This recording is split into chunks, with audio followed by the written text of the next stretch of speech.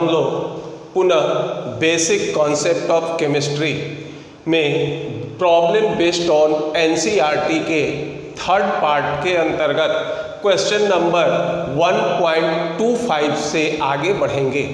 हम लोग इसके पहले के वीडियो में 1.24 तक के क्वेश्चन इसका हमने सॉल्यूशन किया था कि किस तरह इन क्वेश्चन को हम लोग बनाएंगे। अब यह है हमारा क्वेश्चन नंबर 1.25। देखो इस क्वेश्चन में ये कह रहा है कि how are 0.5 mole Na2CO3 and 0.50 m Na2CO3 are different, यानी 0.5 मोल सोडियम कार्बोनेट और 0.50 m सोडियम कार्बोनेट में क्या अंतर है। तो देखिए इसका आंसर 1.25 में, तो 0.5 मोल का मतलब क्या हो गया। सबसे पहले देखो Na2CO3, इसका अगर हम मॉलिक्यूलर वेट काउंट करें तो सोडियम का होता है कितना 23, नंबर ऑफ एटम हो गए 2, कार्बन का होता है 12, ऑक्सीजन का होगा 16 इंटू 3, ये हो जाएगा 106 ग्राम पर मोल। अब हमने याद कीजिए ये पढ़ा था कि मोल बराबर वेट बाय मॉलिक्यूलर वेट। तो देखो यही सोडियम कार्बोनेट का मोल दे रहा है कितना 0.5, वेट हम लोग कैलकुलेट करें, मॉलिक्यूलर वेट हो गया कितना 106, इसलिए वेट ऑफ Na2CO3 ये हो जाएगा 106 इंटू 0.5, ये आ जाएगा अपना आपका कितना, ये हो जाएगा 53 ग्राम, ये हो जाएगा आपका 53 ग्राम। ये देख लो एक बार 46, ये जोड़ लो 46 हो गया, 12 हो गया 48, ये हो गया 60 106, ठीक है। यानी 0.5 मोल Na2CO3 का मतलब होगा 53 ग्राम Na2CO3, और ये बड़े ब्रैकेट ये इंडिकेट करता है मोलारिटी को, इसका मतलब ये हो जाएगा यानी 0.50 m Na2CO3। देखो मोलारिटी कहते हैं कि 1000 मिलीलीटर सॉल्यूशन में किसी सॉल्यूट का कितना मोल घुला है। इसका मतलब हो गया कि 1000 millilitre Na2CO3 contains 0.5 mole Na2CO3। अब देखो वेट बराबर क्या होता था, वेट बराबर होता था मोल इंटू मॉलिक्यूलर वेट, तो ये होगा 0.50, मॉलिक्यूलर वेट था कितना 106, ये हो जाएगा आपका 53 ग्राम। और इसका मतलब होगा कि 1000 millilitre Na2CO3 solution, Na2CO3 solution ये रखेगा कितना 53 ग्राम Na2CO3 रखेगा। तो ये होगा क्वेश्चन नंबर 1.25। अब देखो ये है क्वेश्चन नंबर 1.26। ये कहता है कि 10 volume of hydrogen 5 volume of oxygen अगर ये प्रतिक्रिया करे तो कितना मोल वाटर वेपर देगा। देखो रिएक्शन होता है 2H2 plus O2 gives out 2H2। अब देखिए ये हो गया क्या, 2 वॉल्यूम हो गया हमारा क्या हाइड्रोजन, 1 वॉल्यूम हो गया ऑक्सीजन और 2 वॉल्यूम हो गया क्या हमारा H2O। अब ये कहता है कि 2 वॉल्यूम हाइड्रोजन 1 वॉल्यूम ऑक्सीजन से रिएक्ट करेगा और 2 वॉल्यूम क्या करेगा H2O का निर्माण होगा। देखिए गिवन ये दिया है कितना 10 वॉल्यूम, ठीक है, तो इसका आधा वॉल्यूम ऑक्सीजन और ये दिया है कितना 5 वॉल्यूम। तो देखो इसमें नंबर ऑफ रिएक्टेंट 2 है, लेकिन देखिए इसमें कोई लिमिटिंग रिएजेंट नहीं होगा, क्योंकि जितना हाइड्रोजन होता है उसका आधा क्या होगा, ऑक्सीजन। हमको 10 वॉल्यूम हाइड्रोजन दिया है तो ठीक इसका आधा 5 वॉल्यूम ऑक्सीजन दिया है। तो इसका मतलब है कि इस रिएक्शन में दोनों रिएक्टेंट पूर्ण रूप से समाप्त हो जाएंगे। तो ये हो जाएगा 2 1 2, तो ये हो जाएगा 10 5 10, ये हो जाएगा आपका क्या 10 वॉल्यूम। इस तरह से ये हो जाएगा volume of water vapour produced, ये हो जाएगा 10 वॉल्यूम। यानी 10 वॉल्यूम हाइड्रोजन 5 वॉल्यूम ऑक्सीजन से रिएक्ट करेगा तो 10 वॉल्यूम वाटर वेपर का फॉर्मेशन होगा। अब इसको नोट डाउन कर लीजिए, फिर आगे बढ़ते हैं। अब आगे चलते हैं क्वेश्चन नंबर 1.27। अब इसको आगे बढ़ते हैं क्वेश्चन नंबर 1.27। देखो पहले क्वेश्चन नोट कर लेते हैं 1.27। तो देखिए 1.27 ये हमारा क्वेश्चन है,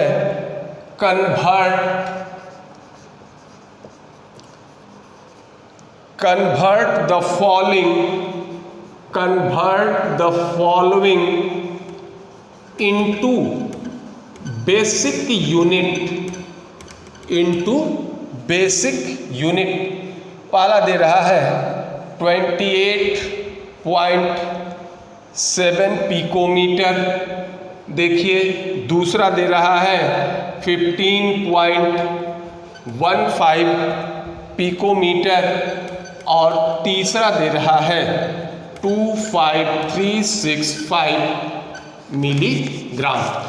देखो बेसिक यूनिट कह रहा है तो पिकोमीटर क्या होता है, लेंथ का यूनिट होता है, और मिलीग्राम ये हमारा क्या होगा, ये होता है मास का यूनिट होता है। अब देखिए लेंथ का बेसिक यूनिट होता है हमारा मीटर और मास का बेसिक यूनिट होता है किलोग्राम। यानी इस दोनों को आपको किस में कन्वर्ट करना है, मीटर में, और ये मिलीग्राम में है तो इसको कन्वर्ट करना है किस चीज में, इसको आपको कन्वर्ट करना है किसमें, किलोग्राम में। अब देखो फर्स्ट ये लेते हैं 28.7 पिकोमीटर। ये जानते हो कि एक पिकोमीटर बराबर होता है 1 × 10⁻⁻20 मीटर। तो ये होगा 28.7 × 10⁻12 मीटर। ये होगा 2.87 × 10⁻11 मीटर। ये देखो ये हमने साइंटिफिक नोटेशन में इसको लिख लिया। क्लियर है। अब देखिए सेकंड पे आइए, सेम वही है। तो ये होगा 15.15 × 10⁻12 मीटर। डेसिमल को एक स्थान बाएं की तरफ लाएंगे तो 1515 × 10⁻11 मीटर हो जाएगा। अब देखिए तीसरा हो गया। अब आप इसको हमको ले जाना है किसमें, किलोग्राम में। तो ये होता है 10⁻6 मिलीग्राम बराबर होगा किसके, 1 किलोग्राम के। ये हो जाएगा, ये बराबर होता है किसके, 1, या इस तरह से लिखो, उल्टा लिख लो, 1 मिलीग्राम बराबर 1 × 10⁻6 किलोग्राम। उल्टा लिख लेते हैं ताकि इसको आसानी से चेंज कर लें। ये हो जाएगा 25365 × 10⁻6 किलोग्राम। 1 2 3 4, ये हो गया 2.5364 × 10⁻2 किलोग्राम। अब है क्वेश्चन नंबर 1.28। देखिए ये क्वेश्चन नंबर 1.28 ये कहता है कि which of the following will have will have largest number of atom। ये कहता है सबसे पहला दे रहा है 1 ग्राम AU सॉलिड, दूसरा दे रहा है 1 ग्राम Na सॉलिड, तीसरा दे रहा है 1 ग्राम लिथियम सॉलिड और चौथा दे रहा है 1 ग्राम Cl2 गैस। देखो ये क्वेश्चन 2020 के नीट एग्जाम में आया है। सिर्फ इसमें देखिए अंतर ये था कि सारे चीज सेम थे, सिर्फ यहाँ क्लोरीन के जगह ऑक्सीजन दिया हुआ था, बाकी सारे क्वेश्चन सही थे। हम लोग नंबर ऑफ एटम निकालना है, तो ये जानते हैं कि जिसका मोल सबसे अधिक होगा उसके एटम की संख्या क्या होगी, ये सबसे अधिक होगी, क्योंकि मोल, एक मोल में किसी भी एटम की संख्या होगी कितनी, 6.023 इंटू 10 टू द पावर 23। तो number of moles is directly proportional to number of atom. यहाँ ये इस पे चलेंगे, number of moles directly proportional to number of atom. अब देखो पहले के केस में देखो, number of moles of AU ये हो जाएगा 1 अपॉन, इसका होता है 197, गोल्ड हो गया 1 अपॉन 197। अब देखिए दूसरा था 1 मोल सोडियम सॉलिड, तो ये होगा number of moles of sodium solid, ये हो गया वेट, इसका भी 1 है, एटॉमिक वेट होता है इसका कितना, 23। तीसरा देखो ये है number of moles of lithium, lithium का एटॉमिक नंबर होता है कितना, 7, तो इसका मोल हो गया 1/7।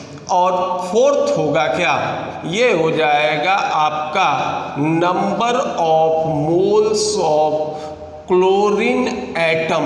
देखो क्लोरीन एटम ये दिया हुआ है, देखिए 1 ग्राम Cl2, यानी Cl2 हो गया क्या, मॉलिक्यूल। अब इसका अगर एटम निकालना है तो या तो 71 से डिवाइड करके 2 से मल्टीप्लाई कर लो, या फिर इसका एटॉमिक वेट दे रहे हैं 35.5। अब तुलना कीजिए किसी भी फ्रैक्शन में, सबका न्यूमरेटर क्या है, समान है, तो जिसका न्यूमरेटर सबसे कम होगा वो वैल्यू हमारा क्या होगा, सबसे बड़ा होगा। तो डी न्यूमरेटर किसका, 7 सबसे कम है, तो ये वैल्यू हो जाएगा हमारा क्या, लार्जेस्ट नंबर ऑफ मोल्स, ये जो होगा लार्जेस्ट नंबर ऑफ मोल्स। इसलिए ये कह सकते हो कि 1 gram lithium solid contains maximum number of atom, ये हमारा मैक्सिमम नंबर ऑफ एटम रखेगा। अगर मान लो मिनिमम पूछे तो जिसका डिन्यूमरेटर सबसे कम, यानी 1 मोल AU सॉलिड में एटम की संख्या सबसे कम होगी। तो ये होगा हमारा क्वेश्चन नंबर 1.28, इसको नोट डाउन कर लीजिए पहले। अब आगे देखते हैं क्वेश्चन नंबर 1.29। अब ये देखते हैं क्वेश्चन नंबर 1.29। तो 1.29 इसमें देखो ये है क्वेश्चन नंबर 1.29। ये कहता है calculate the molarity of solution. 1.29 ये देता है, देखिए calculate the molality of, calculate the molality of A solution of ethanol, solution of ethanol in water in which the mole fraction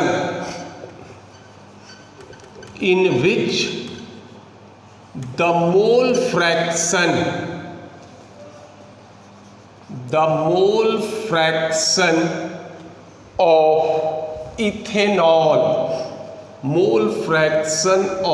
ethanol is 0.040 और ये कहता है कि assuming the density of water to be 1, assuming the density of water to be 1, ये कहता है कि solution है इथेनॉल का किसमें, वाटर में। इसका मोल फ्रैक्शन ऑफ इथेनॉल दे रहा है कितना, 0.040 और ये कहता है कि इस सॉल्यूशन की मोलालिटी ज्ञात कीजिए और ये आपको करना है कि डेंसिटी ऑफ वाटर कितना है, 1, यानी डेंसिटी 1 का मतलब कि जो वाटर का वॉल्यूम होगा वही वाटर का मास होगा। अब देखिए मोलालिटी हम कहते हैं कि 1000 ग्राम सॉल्वेंट में किसी सॉल्यूट का कितना मोल घुला है, और मोल फ्रैक्शन कहते हैं किसको, मोल फ्रैक्शन कहते हैं कि मोलों के अनुपात को, यदि टोटल मोल हम कितना माने, 1। तो देखो ये हो सकता है मोल ये कह सकते हो, सीधा निकालो मोल फ्रैक्शन को, देखो x से ये हो गया C2H5OH बराबर होगा mole of C2H5OH upon mole of C2H5OH plus mole of H2O। देखो अब हमारा H2O हमारा सॉल्वेंट है, अगर हम सॉल्वेंट 1000 ग्राम लेते हैं तो उसमें मोल ऑफ इथेनॉल ये क्या हो जाएगा, इसके मोलालिटी को इंडिकेट करेगा। तो अब मान लेते हैं कि ये निकालो मोल ऑफ, या ये मान लो कि वेट ऑफ H2O, ये मान लेते हैं ये हमारा क्या होगा 1000 ग्राम। तो ये निकाल लो NH2O, ये हो जाएगा 1000 ग्राम और ये होता है कितना 18 ग्राम पर मोल, ये हो जाएगा आपका 55.55 मोल। अब 1000 ग्राम सॉल्वेंट लेंगे, जो मोल ऑफ C2H5 आएगा वही उसका क्या होगा, मोलालिटी, क्योंकि मोलालिटी में कहते हो कि 1000 ग्राम सॉल्वेंट में किसी सॉल्यूट का कितना मोल घुला है। अब ये करते हैं, देखिए अब ये वैल्यू आप रख दीजिए, तो ये हो जाएगा x C2H5OH बराबर number of moles of C2H5OH upon number of moles of C2H5OH plus ये हो जाएगा 55.5। अब देखिए मोल फ्रैक्शन दिया हुआ है कितना हमारा 0.040 बराबर n number of moles of C2H5OH upon number of moles of C2H5OH plus 55.5। अब इसका आप क्रॉस मल्टीप्लिकेशन कर दीजिए तो ये होगा 0.040 into n C2H5OH plus 0.040 into 55.5, ये बराबर होगा number of moles of C2H5OH। अब इसको मल्टीप्लाई कर दो तो ये हो जाएगा, या ये लिख लो n C2H5OH, ये इधर जाएगा तो माइनस हो जाएगा, माइनस 0.040 n C2H5OH, और इसको अगर हम मल्टीप्लाई करते हैं तो ये आएगा 2.222 और ये घटा दोगे तो ये होगा 0.96 n C2H5OH बराबर 2.222 और ये हो जाएगा number of moles of C2H5OH बराबर 2.222 अपॉन 0.96। ये हो जाएगा आपका कितना 2.314। और यही देखिए ये हमारा क्या होगा, ये हो जाएगा इसका मोलालिटी, क्योंकि वेट ऑफ सॉल्वेंट हमने लिया कितना है 1000 ग्राम। तो 1000 ग्राम सॉल्वेंट में इस इथाइल अल्कोहल या इथेनॉल का 2.314 घुला होगा, तो यही इसकी क्या होगी, ये मोलालिटी होगी। तो ये होगा आपका क्वेश्चन नंबर 1.29। इसको नोट डाउन कर लीजिए, फिर आगे बढ़ते हैं। ये हो गया आपका क्वेश्चन नंबर 1.29। अब देखते हैं क्वेश्चन नंबर 1.30। ये हो जाएगा आपका क्वेश्चन नंबर हो जाएगा 1.30। देखो ये कहता है कि what will be the mass of, ये कहता है what will be the mass of 112C atom in gram. ये कहता है कि कार्बन एटम जिसका एटॉमिक वेट 12 हो, इसके एक एटम का मास क्या होगा। देखो ये हम लोग सूत्र के रूप में जानते हैं, मास ऑफ 1 एटम ये बराबर होता था किसके, ये बराबर होता है एटॉमिक वेट इंटू 1.66 इंटू 10⁻⁻24 ग्राम के बराबर होगा। अब देखिए अगर मान लो मॉलिक्यूल होता है तो एटॉमिक वेट के जगह मॉलिक्यूलर वेट रखेंगे। इसका एटॉमिक वेट हो गया कितना 12, ये होगा 1.66 इंटू 10⁻⁻24 ग्राम। इसको सॉल्व करोगे तो ये आएगा 1.939, ये होगा 1.993 इंटू 10⁻23 ग्राम। यानी कार्बन एटम जिसका एटॉमिक वेट 12 हो, इसके एक एटम का वेट होगा 1.993 इंटू 10⁻23 ग्राम। अब चलते हैं क्वेश्चन नंबर 1.31। ये हो गया question number 1.31।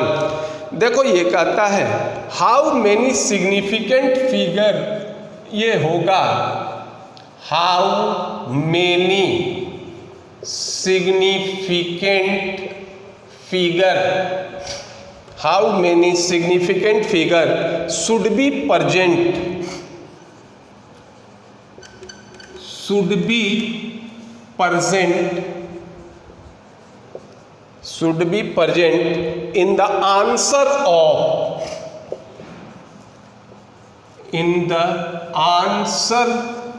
of following calculation।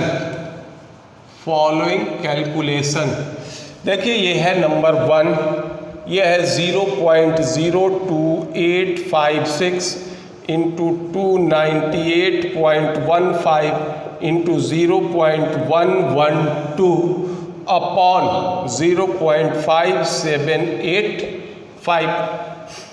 दूसरा ये कहता है 5 इंटू 5.364, ये हो जाएगा।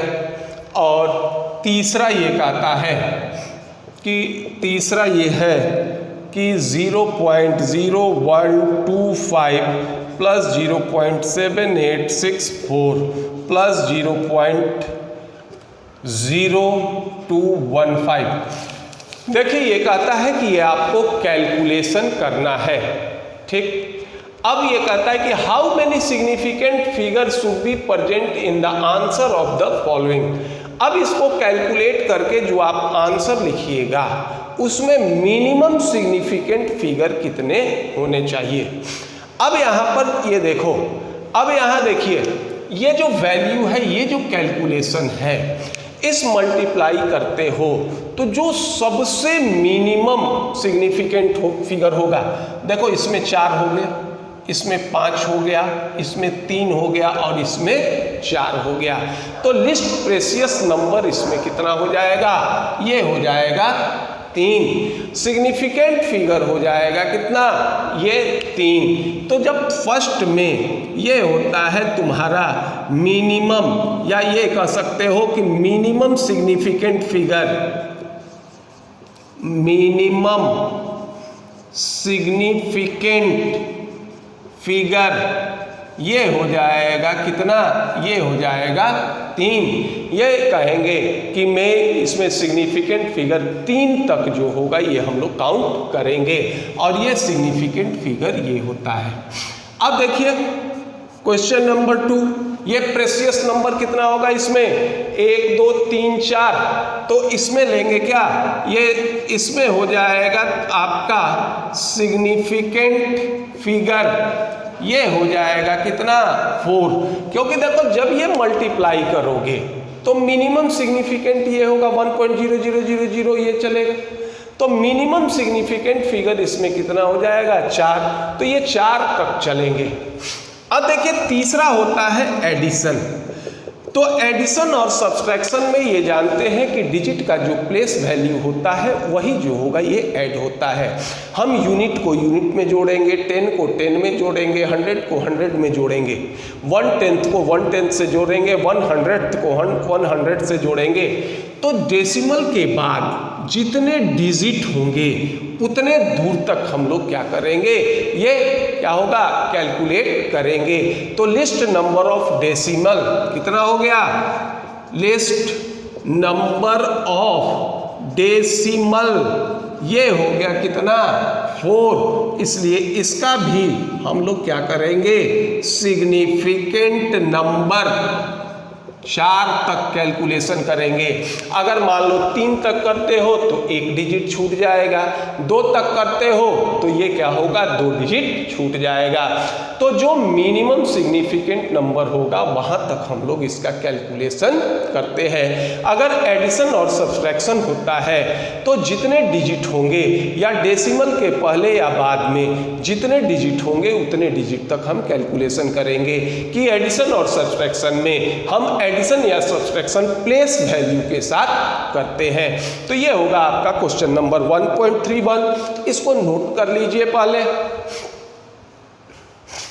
अब देखते हैं क्वेश्चन नंबर 1.32। क्वेश्चन नंबर 1.32 यह है क्वेश्चन नंबर 1.32। देखो ये कहता है कि use the data given in the following table, use the data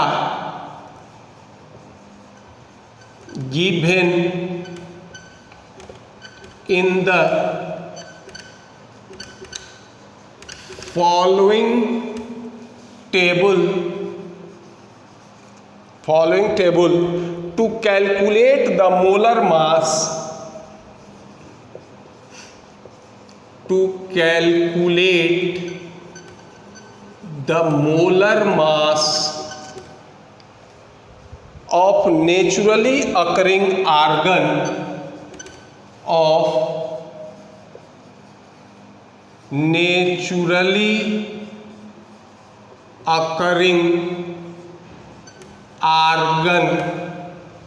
isotopes.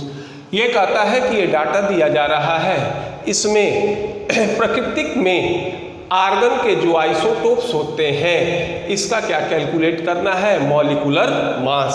देखो डाटा में ये दिया है आइसोटोप्स। देखिए इसके 3 आइसोटोप्स दिए हैं, एक है आर्गन 36, दूसरा है आपका आर्गन 38 और तीसरा दिया है क्या? आपका आर्गन 40। फिर ये दिया हुआ है दूसरा आइसोटोपिक मास। तो इसका है 35.96755 ग्राम मोल इनवर्स। दूसरा है 37.96272 और ये है 39.9624 और ये होता है एबंडेंस, यानी ये प्राकृतिक रूप में कितने पाए जाते हैं। 36 पाया जाता है 0.337%, 38 पाया जाता है 0.063% और 90 पाया जाता है 40 पाया जाता है 99.600%। ये डाटा हमको प्रोवाइड किया जा रहा है और ये आपको इसका एटॉमिक वेट बताना है, सॉरी मॉलिक्यूलर मास बताना है। यानी जो नेचुरल आर्गन है इसमें 36 का परसेंटेज है 0.337, 38 का परसेंटेज है 0.063 और 40 का परसेंटेज है 90.600। तो ये हो जाएगा आपका, देखिए, एवरेज मोलर मास। इसका मतलब क्या है, हमारे पास 0.337 एटम ऐसे हैं जिसका मास होगा 35.96755। 0.063 एटम ऐसे हैं जिसका मास होगा 37.96272 और 99.600 ऐसे हैं जिसका मास होगा 39.9624 और टोटल नंबर ऑफ एटम हो गए कितने, ये हो गए 100। अब इसको मल्टीप्लाई करो तो ये आ जाएगा आपका 12.1010 प्लस 2.3916 प्लस ये होगा 3980.255। नंबर ऑफ एटम हो गए कितने, ये हो गए 100। अब इसको सॉल्व करोगे तो ये होगा 39.947 ग्राम पर मोल। ये हो जाएगा हमारा क्या, आर्गन का एवरेज एटॉमिक मास होगा। ये किसका हो जाएगा, आर्गन का। ये होगा क्वेश्चन नंबर 1.32। इसको नोट डाउन कर लीजिए। आगे बढ़ते हैं क्वेश्चन नंबर 1.33। अब ये देखते हैं क्वेश्चन नंबर 1.33। देखो क्वेश्चन नंबर ये हो गया आपका 1.33। ये कहता है calculate the number of atom. ये कहता है calculate the number of atom in each of the following, in each of the following। पहला ये दे रहा है 52 मोल ऑफ आर्गन। दूसरा दे रहा है 52 यू हीलियम। तीसरा दे रहा है 52 ग्राम ऑफ हीलियम। अब देखो ये किस तरह से हम लोग ज्ञात करेंगे। ये कहता है नंबर ऑफ एटम, इसमें आर्गन और हीलियम लिए जा रहे हैं। तो आर्गन और हीलियम दोनों हमारा क्या होता है, ये इनर्ट गैस है। जो इसका एटॉमिक फॉर्म होगा वही इसका मॉलिक्यूलर फॉर्म होगा। मोल दिया है तो देखो ये होता है क्या, नंबर ऑफ एटम। ये बराबर होता है मोल इंटू, ये ले लेते हैं एटॉम, मोल इंटू ये हो जाएगा 6.023 इंटू 10⁻23। मोल हो गया कितना 52। 6.023 इंटू 10⁻23। अब इसको सॉल्व करोगे तो ये होगा 3.1319 इंटू 10⁻23 5 एटम। दूसरा ये है, देखो ये कहता है 15U यानी एटॉमिक मास।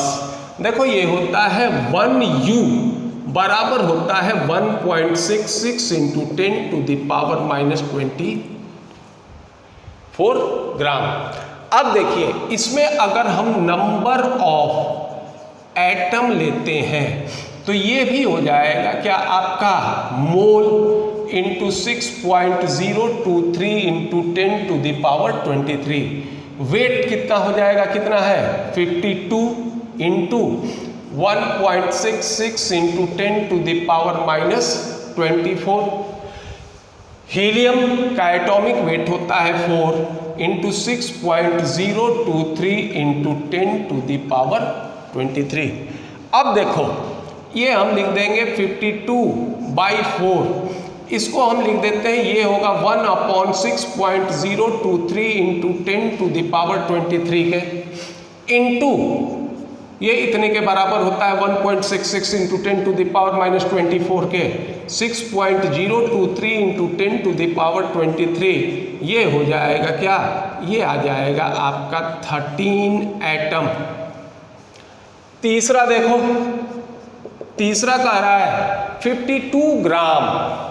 तो चलिए फिर ये ले लेते हैं नंबर ऑफ एटम, ये हो गया 52/4, ये हो गया मोल गुना 6.023 इंटू 10⁻23, ये हो जाएगा ये 7.8299 इंटू 10⁻24 एटम। और इस तरह से हम लोग इसका नंबर ऑफ एटम निकाल सकते हैं। ये होगा क्वेश्चन नंबर 1.33। इसको भी पहले नोट डाउन कर लीजिए। अब देखते हैं क्वेश्चन नंबर 1.34। अब देखते हैं क्वेश्चन नंबर 1.34। अब देखिए ये क्वेश्चन क्या कहता है। क्वेश्चन नंबर 1.34 देखो कहता है कि a welding fuel gas contain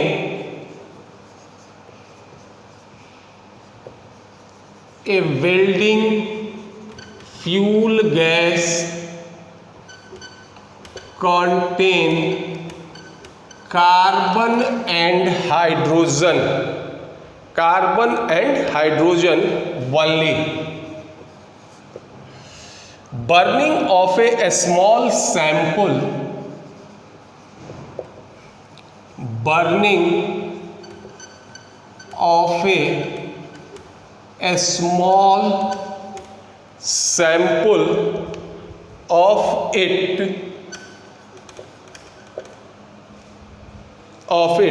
in oxygen gives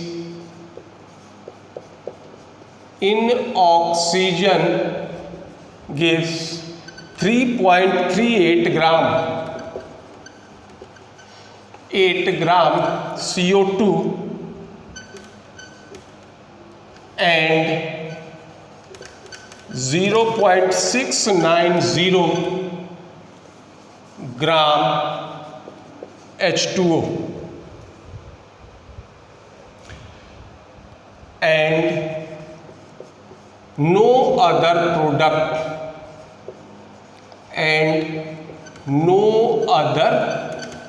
product फिर कहता है a volume of 10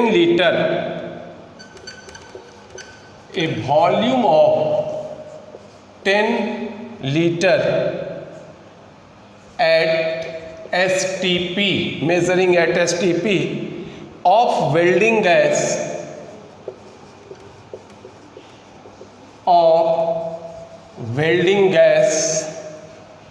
is found to weight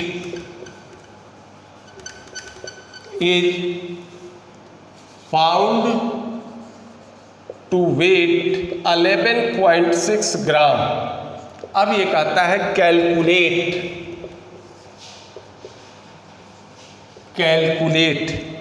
empirical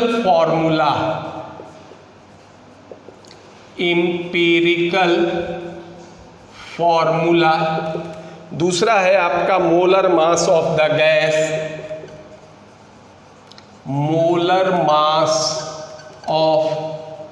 the gas, और तीसरा है आपका क्या, मॉलिक्यूलर फॉर्मूला। और तीसरा आपको बताना है मॉलिक्यूलर फॉर्मूला। देखो ये कहता है कि कोई वेल्डिंग गैस है या कोई गैस है जिसका यूज हम वेल्डिंग में करते हैं। इसमें सिर्फ 2 एटम है, कार्बन और हाइड्रोजन।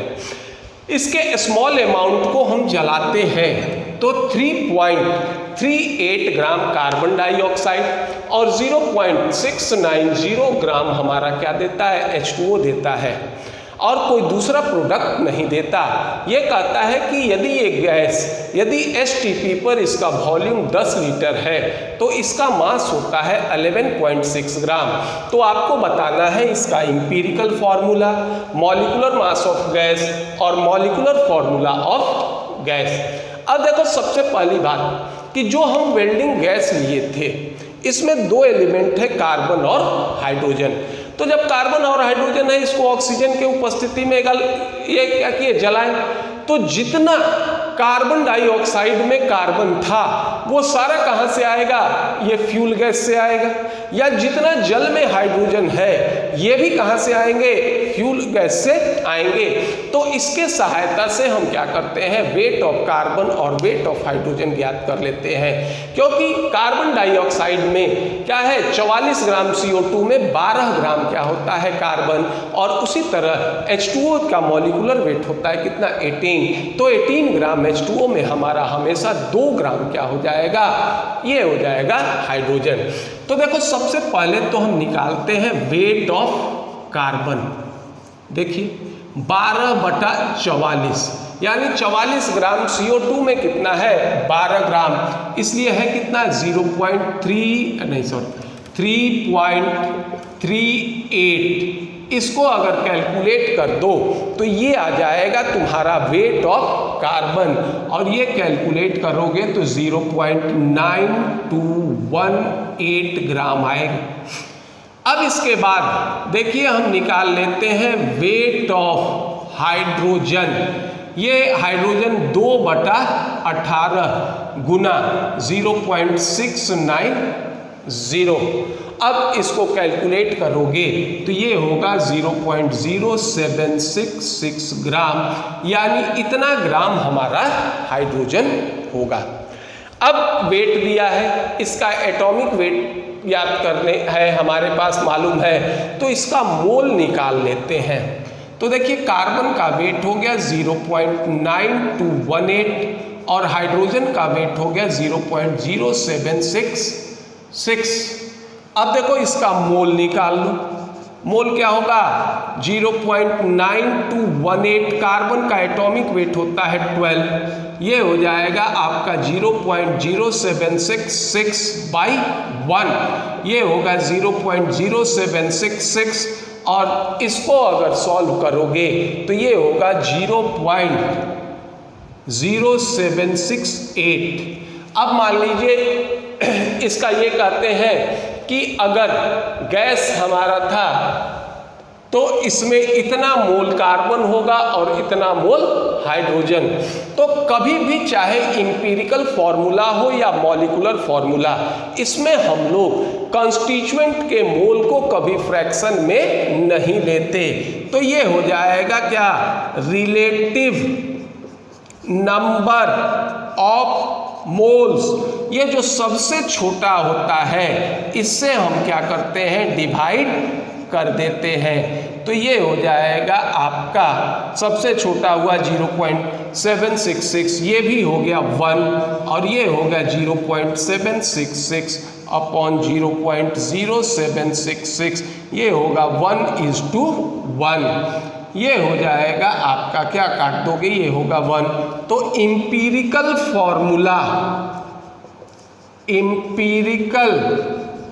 फॉर्मूला ये हो जाएगा आपका CH। अब देखो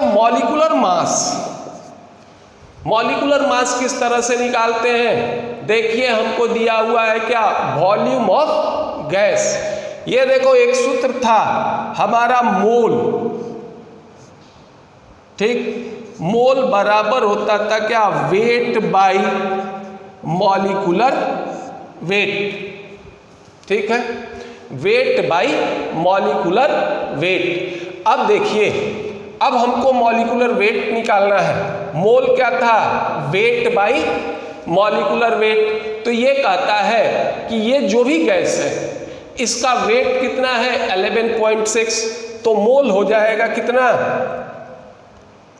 ये मोल इनटू मॉलिक्यूलर वेट। देखो ये वेट है कितना 11.6 बटा मॉलिक्यूलर वेट सपोज करो x। देखिए एक मोल का और सूत्र होता था, ये था क्या, volume of gas at STP बटा 22.4 लीटर। तो दोनों मोल बराबर होगा। वॉल्यूम ऑफ गैस देखिए ये दिया हुआ है 10 बाई 22.4, इसलिए x का मान निकाल दो। x का मान निकालोगे तो ये आएगा आपका कितना 26 ग्राम पर मोल। ये हो जाएगा इसका मॉलिक्यूलर मास। और तीसरा है मॉलिक्यूलर फॉर्मूला। तो देखो ये होता है इंपीरिकल फॉर्मूला गुना n बराबर होता है क्या, या ये कहो पहले इंपीरिकल मास इंटू n बराबर होगा क्या, मॉलिक्यूलर मास। इंपीरिकल फॉर्मूला था CH, कार्बन का हो गया 12 प्लस 1 गुने n बराबर हो जाएगा कितना, मॉलिक्यूलर मास था 26, इसलिए n बराबर कितना हो गया 2। तो इंपीरिकल फॉर्मूला हो जाएगा CH इंटू 2, और ये हो जाएगा इसका क्या, मॉलिक्यूलर फॉर्मूला हो जाएगा C2H2। यानी देखिए फर्स्ट हो गया इंपीरिकल फॉर्मूला होगा CH, एटॉमिक मॉलिक्यूलर वेट हो जाएगा कितना 26, और इसका मॉलिक्यूलर फॉर्मूला हो जाएगा C2H2। ये होगा आपका क्वेश्चन नंबर 1.34। अब देखते हैं, आगे बढ़ते हैं क्वेश्चन नंबर 1.35। इसको नोट डाउन कर लीजिए। अब देखते हैं क्वेश्चन नंबर 1.35। पहले क्वेश्चन को नोट कर लेते हैं 1.35। देखिए ये क्वेश्चन कह रहा है, क्वेश्चन नंबर कि कैल्शियम कार्बोनेट 1.35, ये देखो ये कह रहा है CaCO3 reacts with aqueous HCl, reacts with aqueous HCl to give CaCl2, to give CaCl2 and CO2 according to the reaction, according to the reaction। ये रिएक्शन है आपका CaCO3 solid plus 2HCl aqueous gives out CaCl2 aqueous plus CO2 gas plus H2O liquid. अब इसके बाद कह रहा है कि what mass of CaCO3, what mass of CaCO3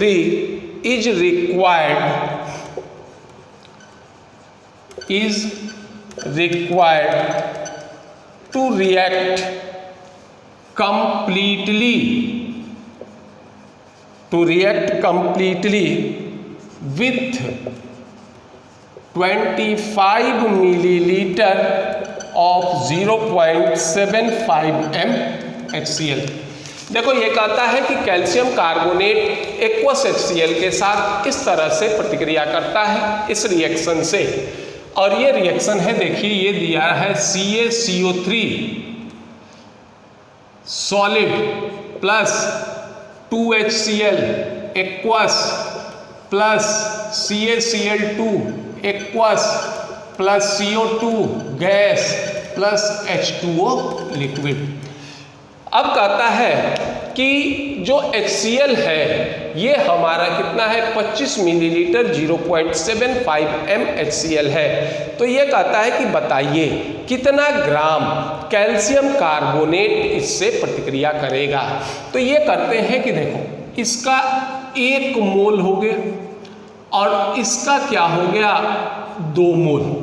तो जिसका जितना मोल HCl होगा उसका आधा मोल क्या हो जाएगा, आधा मोल हो जाएगा हमारा कैल्शियम कार्बोनेट। इसका जस्ट तो हम इससे 25 मिलीलीटर 0.75 m HCl के सहायता से अगर हम चाहें तो मोल ऑफ HCl या वेट ऑफ HCl हम क्या कर सकते हैं, काउंट कर सकते हैं। जो HCl का मोल होगा ठीक क्या हो जाएगा, जो HCl का मोल होगा उसका जस्ट 2 गुना मोल हो जाएगा, किसका उसका 2 गुना मोल हो, सॉरी उसका आधा मोल होगा कैल्शियम कार्बोनेट का। तो देखो पहले हम निकालते हैं, ये जानते हैं मोलारिटी बराबर होता है वेट ऑफ सॉल्यूट, इसको A गुना 1000 बटा B गुना M। देखिए मोलारिटी हमको दे रहा है 0.75, वेट हमको निकालना है इंटू 1000, वॉल्यूम कितना हो गया 25 और मॉलिक्यूलर वेट हो गया 36.5, इसलिए ये होगा वेट ऑफ HCl। ये कितने के बराबर हो जाएगा, इसको अगर हम लोग सॉल्व करें तो ये आएगा 0.6843 ग्राम। ठीक है, अकॉर्डिंग टू क्वेश्चन ये हो जाएगा, तो ये पहले निकाल लो मोल ऑफ HCl, ये होगा 0.6843 बाई HCl हो जाएगा 36.5, ये हो जाएगा आपका मोल। तो अकॉर्डिंग टू क्वेश्चन क्या हो जाएगा, ये हो जाएगा, ये सीधा निकालते हैं मोल ऑफ CaCO3, ये कितना होगा, इसका 1 मोल तो इस HCl का 2 मोल, यानी जितना मोल HCl होगा उसका आधा मोल हो जाएगा कौन, ये हो जाएगा आपका कैल्शियम कार्बोनेट। ये देखो ये मोल हो गया HCl का, इसको आधा कर लिए, ये आ जाएगा किसका मोल ऑफ कैल्शियम कार्बोनेट। इसको अगर सॉल्व करोगे तो ये आएगा आपका क्या 0.0, ये आ जाएगा आपका 0. ये हो जाएगा 0.00973, ये हो जाएगा 0. और ये आ जाएगा वेट ऑफ CaCO3, ये बराबर हो जाएगा mole into molecular mass of CaCO3, मोल हो गया 0.00973 और इसका मॉलिक्यूलर मास होता है 100, तो ये होगा 0.9373 ग्राम, यानी इतना ग्राम कैल्शियम कार्बोनेट की आवश्यकता होगी। ये होगा आपका क्वेश्चन नंबर 1.35। अब इस चैप्टर का अंतिम क्वेश्चन है, इसमें 1.36 36 क्वेश्चन है, लास्ट इसका क्वेश्चन होगा क्वेश्चन नंबर 1.36, इसको नोट डाउन कर लीजिए। अब ये है लास्ट क्वेश्चन इसका 1.36। अब देखो ये क्वेश्चन है क्वेश्चन नंबर 1.36। देखो इसको पहले नोट कर लें। ये है chlorine is prepared in the lab, Cl2 ऐसे लिखो, chlorine is prepared in lab by treating MnO2 by treating MnO2 with aqueous HCl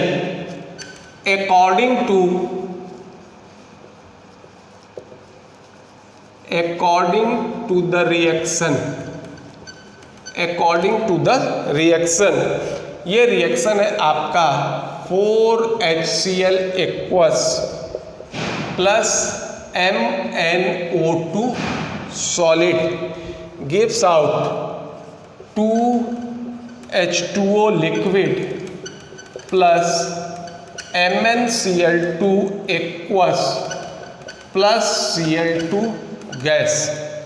How many gram of HCl? How many gram of HCl react with 5.0 gram of MnO2? ये कहता है कि lab में chlorine gas का निर्माण हम लोग aqueous HCl तथा मैग्नीज डाइऑक्साइड के साथ प्रतिक्रिया कराकर करते हैं। यह कहता है कि यदि 5 ग्राम MnO2 को प्रतिक्रिया करने के लिए कितने ग्राम HCl की आवश्यकता होगी। तो देखो ये रिएक्शन हमारा यही था कि देखिए 4HCl aqueous plus MnO2 solid gives out 2H2O liquid plus MnCl2 aqueous plus Cl2 gas. अब देखिए ये हो गया आपका क्या 4 मोल और ये हो गया 1 मोल। ये जानते हैं कि 1 मोल एटॉमिक या मॉलिक्यूलर वेट के बराबर होता है। तो 4 हाइड्रोजन का होगा 1, क्लोरीन का हो गया 35.5, इतना ग्राम किसके बराबर हो जाएगा? ये बराबर हो जाएगा आपके 4 मोल के बराबर।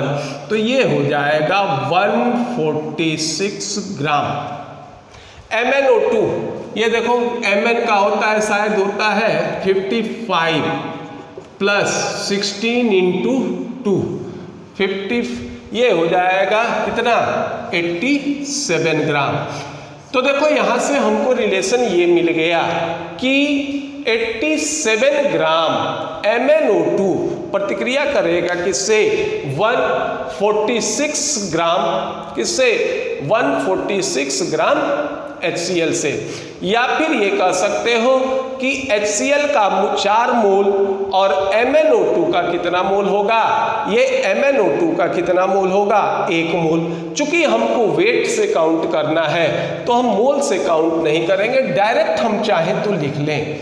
ये है हमारा क्या 87 ग्राम, नहीं ये हो जाएगा आपका 87 ग्राम MnO2 रिएक्ट्स विथ, सीधा ये आ जाता है 146 ग्राम, हाउ मेनी 146 ग्राम HCl, इसलिए 1 में ये होगा 146/87 ग्राम। और है हमारे पास MnO2 का कितना 5 ग्राम, तो ये होगा 146/87 इंटू 5 ग्राम और ये हो जाएगा 8.39 ग्राम। यानी 5 ग्राम MnO2 ये प्रतिक्रिया करेगा किससे 8.39 ग्राम और ये होंगे क्या HCl से प्रतिक्रिया करेंगे। तो इस तरह से प्रॉब्लम ये कह सकते हो कि बेसिक कॉन्सेप्ट ऑफ केमिस्ट्री में प्रॉब्लम बेस्ड ऑन NCERT में जितने क्वेश्चंस थे इन सारे क्वेश्चन को हम लोग 3 पार्ट में इसका सॉल्यूशन हम लोग दे दिए।